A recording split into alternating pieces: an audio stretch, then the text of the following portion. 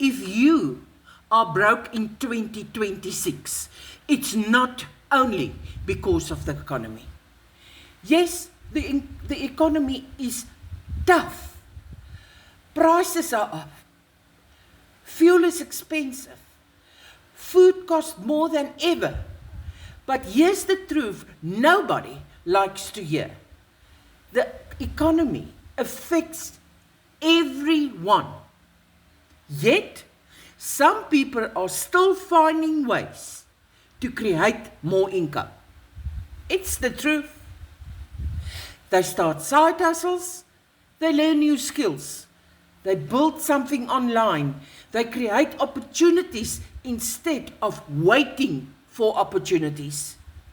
Meanwhile, others spend hours scrolling,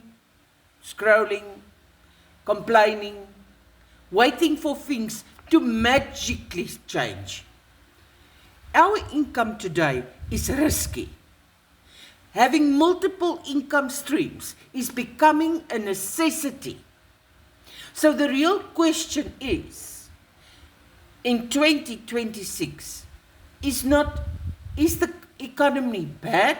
The real question is, what are you doing differently this year to change your situation?